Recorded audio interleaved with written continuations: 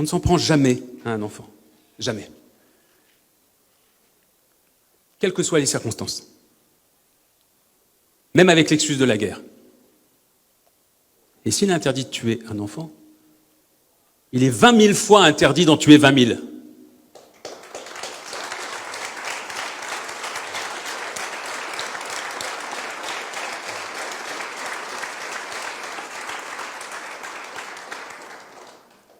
C'est incroyable ce chiffre qui vient de résonner.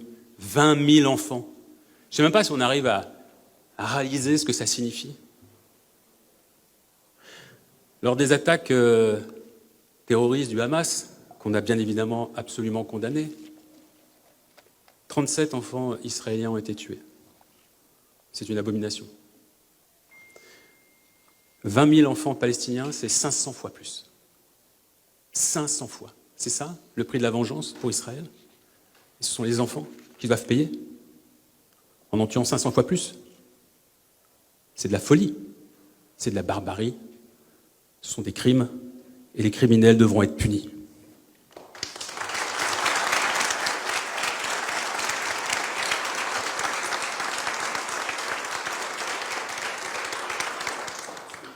Il y a également 35 000 blessés, 17 000 orphelins. C'est-à-dire qu'ils ont perdu leurs deux parents. 22 000 enfants qui ont perdu un père ou une mère. Les enfants amputés. Des milliers d'enfants amputés, souvent à vif, sans anesthésiant. Gaza compte désormais le plus grand nombre d'enfants amputés par habitant au monde. Et puis à la famille maintenant, et 80% des personnes qui meurent de faim sont des enfants ou des nourrissons. C'est le sujet. Il n'y a pas d'autre sujet qui dépasse celui-ci aujourd'hui. En réalité, je parle de 20 000 morts, 35 000 blessés parmi les enfants. Mais il y a 1 million d'enfants à Gaza. Et il y a 1 million de victimes parmi ces enfants. Il y a 1 million d'enfants traumatisés. Et je ne sais pas comment on peut se relever de ça, dans une vie d'enfant. D'avoir vu ses parents se faire tuer, ses amis. Je ne sais pas comment on fait quand on grandit au milieu des morts.